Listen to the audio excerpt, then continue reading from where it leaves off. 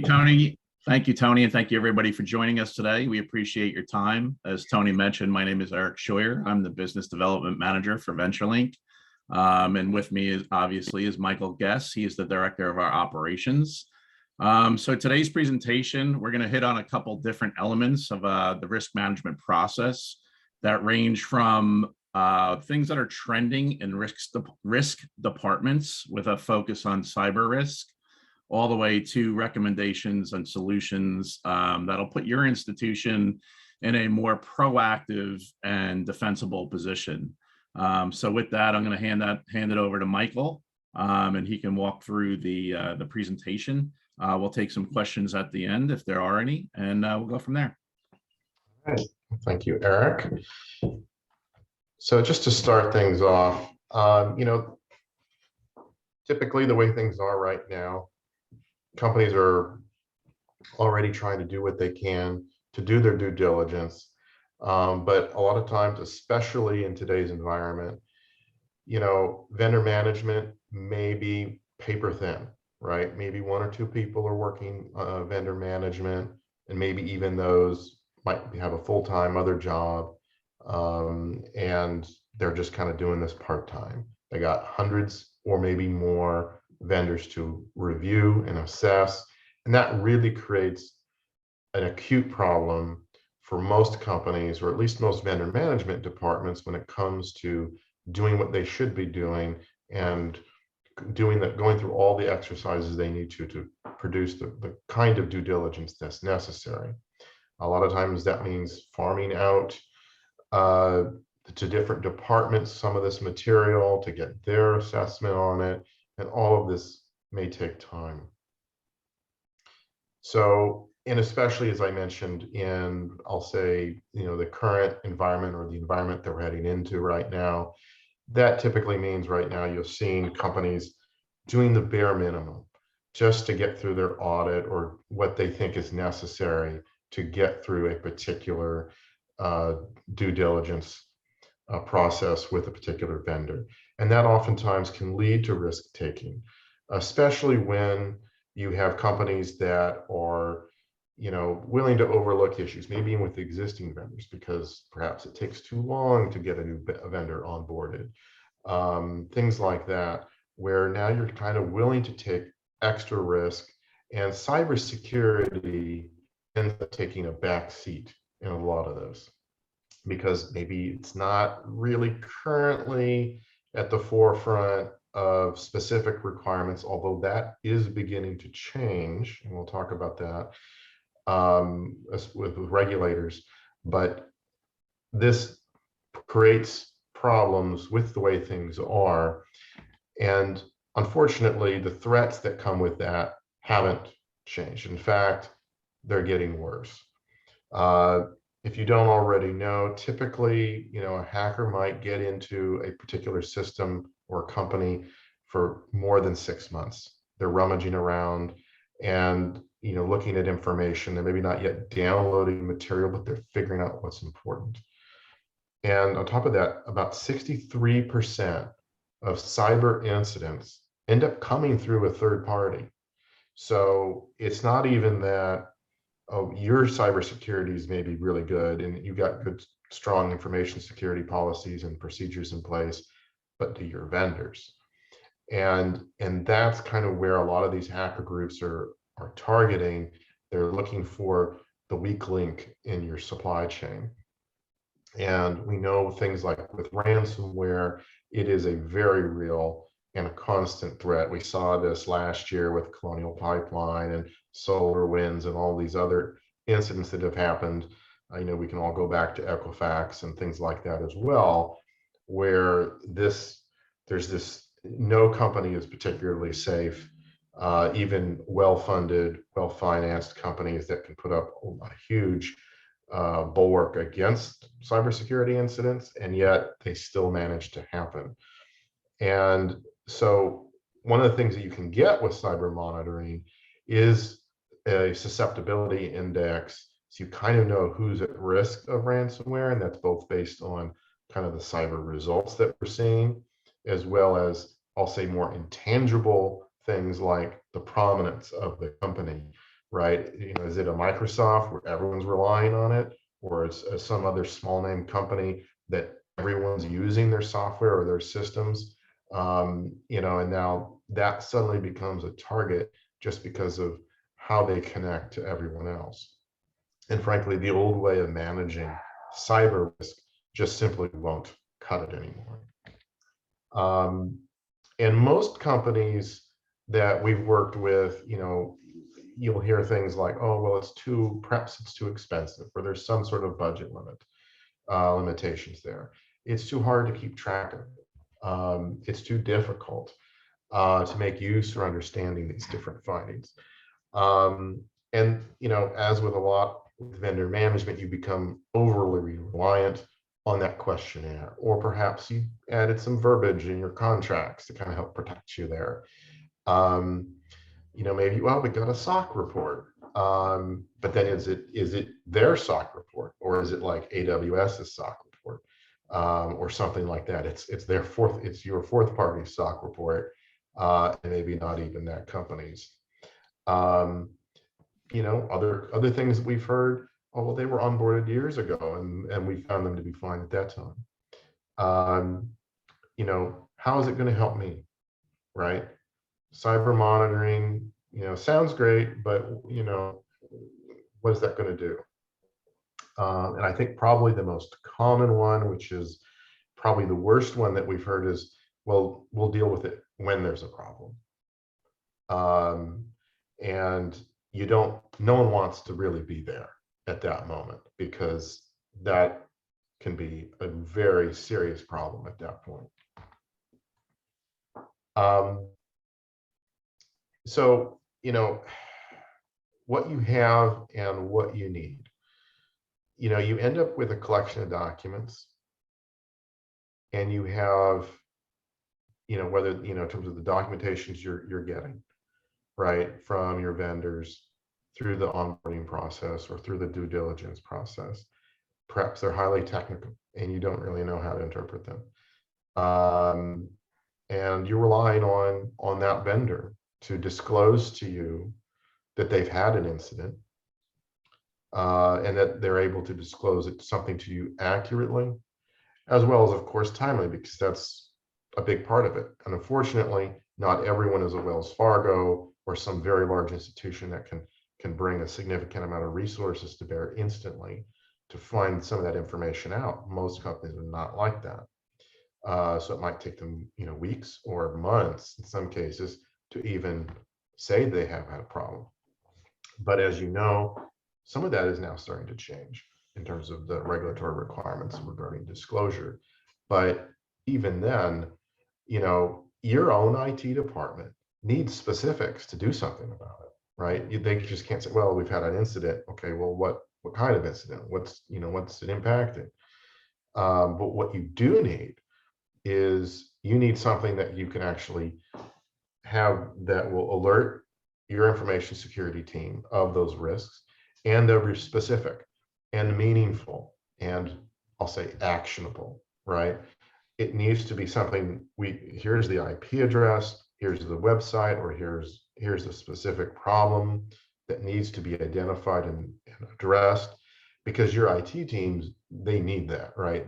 They don't operate as you probably know, they don't typically operate off of, stuff that's vague, or it's not good enough for what they need to do. Otherwise, they're locking down everything.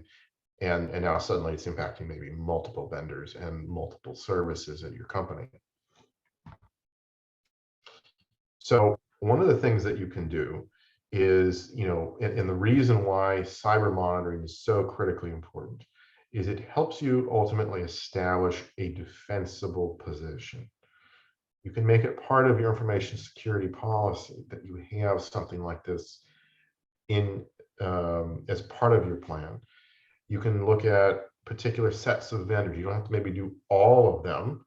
You could do, based on, these particular critical vendors. It could be a percentage of vendors that you want to make sure are monitored. This kind of thing will add those additional layers of security and establishes that, as I said, defensible position with your board, with shareholders, regulators to say, we are literally doing everything that we can.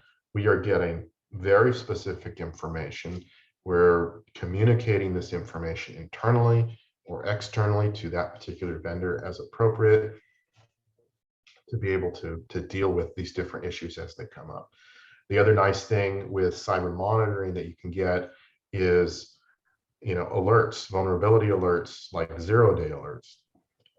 If you're not familiar with that particular term, a 0-day vulnerability is something, for example, that basically has become now widely known, where there's no patch for it. There's no particular fix yet. It's that new. And especially when suddenly everyone knows about it, all these hackers are going to try and exploit that and find out, okay, who uses Apache, right, in their systems, and can we use it against them? This is stuff that happened like with Log4j just a few months ago. So as I said, the cyber monitoring, you can be able to get scorecards and information and detailed reports that are specific enough that your IT teams can deal with and address it and assess that risk of your own data.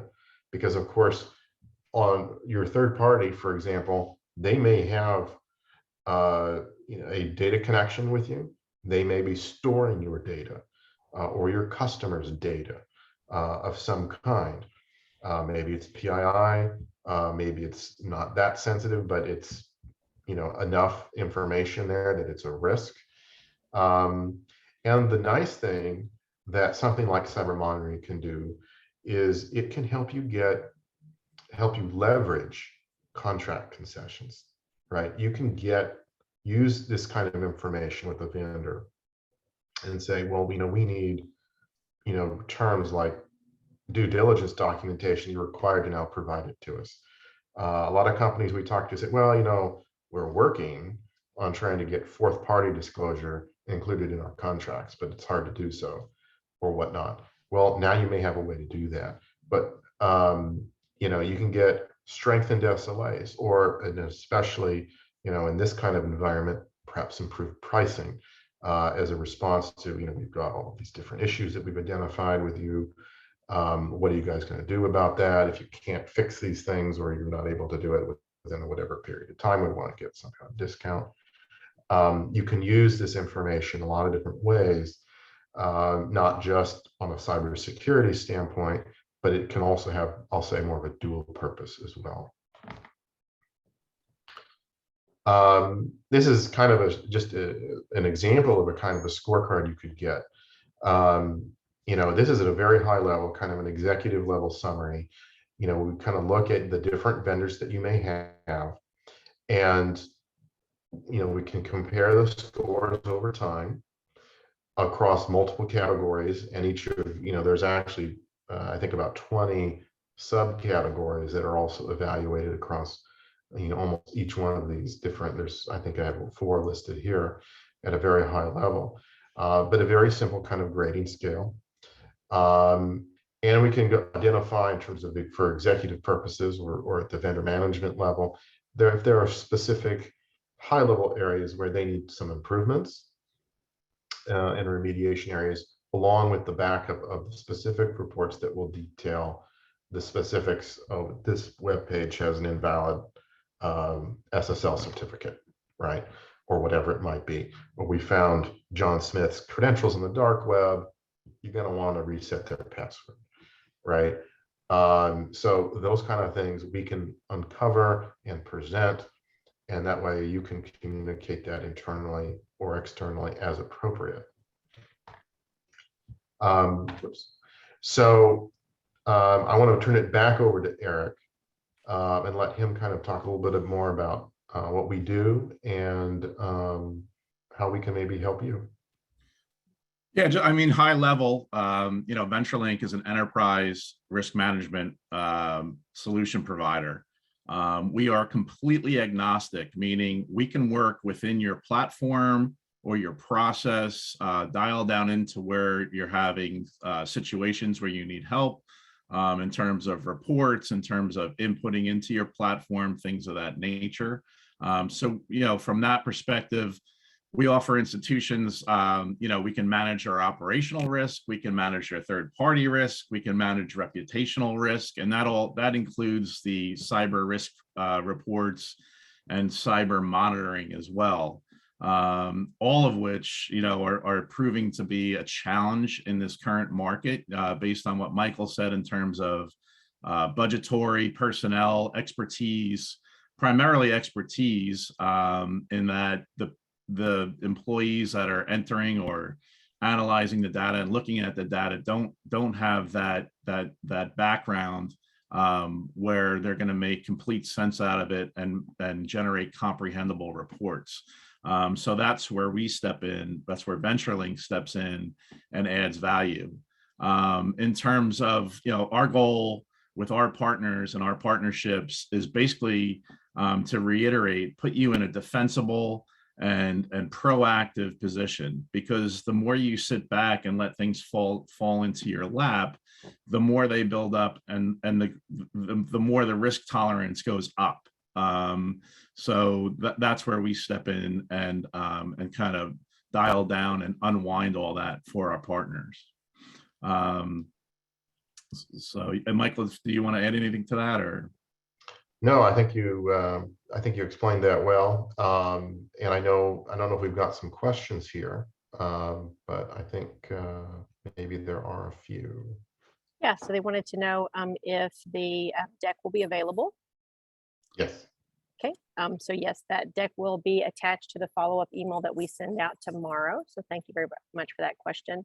And back to the dashboard, is that dashboard customizable? And as a follow-up question, does VentureLink provide suggestions or direction as to what your threshold should be to move forward, or to maybe set up a plan for some correction with the vendor? Short answer to that question is yes. So we can customize, this kind of material to meet your needs. The kind of our philosophy on kind of how we produce material for our clients is, it doesn't, it might look great for us or easy for us, but at the end of the day, it needs to be usable, right, for you. And if you can't read it, or if it doesn't have the information that's important to you, then what good is it, right? So that's where we kind of see our value, is to be able to produce those kinds of reports that are something that is comprehensible, that is useful, and is actionable. And so when we go through, whether it's through, say, for example, a cyber report, or maybe we're evaluating information security documentation, what have you, as Eric mentioned, we also do that.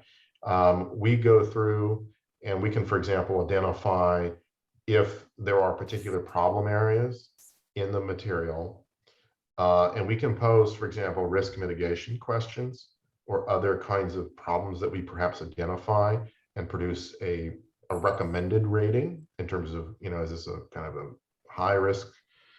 The material suggests maybe it's a high risk entity, or maybe it's a low risk entity, or what have you. Or we can, either way, when we go through material, oftentimes we do find things that are in there, maybe they're contradictory, maybe they're incomplete, or they're vague, or just simply omitted. We've seen stuff where it's like, well, we found stuff like verbatim online, like they just downloaded this thing and they tried to pass it off as their own policy. There's, find replace for the company name kind of thing, and they're done. So when we run into these kinds of situations, that's where, kind of our motto on that front is trust but verify. We'll go through and examine what's there, give you a recommendation of how to approach, or what's the kind of our rating, how you should handle this particular vendor, and any questions that we think are pertinent, right? So maybe an answer to this question, if it's a good answer and it makes sense, or maybe they're able to provide the documentation that we're asking about that explains something that was not necessarily included in the beginning. And then we could say, oh, okay, maybe it's not a high risk member, and then maybe more a moderate or a low risk member, for example. Or on the flip side, maybe we think they're kind of a moderate risk, but then their answers to our questions are just not good, or they just are non-responsive. And then we can provide recommendations of how to handle that. At the end of the day, we want to make sure that you guys, our clients have the right risk posture with these particular vendors, whether they're onboarding them for the first time or they're reviewing them annually or whatever the frequency may be. So that way you have an opportunity to get a good idea of what that risk is. And by the way, whether you do it annually or the first time you onboard it, if there's just as an aside, if there's a significant change in what that vendor is going to be doing for you, like maybe they weren't dealing with PII before, personally identifiable information, but now something has changed, maybe you were asking them now to do it, that's another good time, by the way, to have that risk reviewed, whether it's at the time in time for their annual review or not.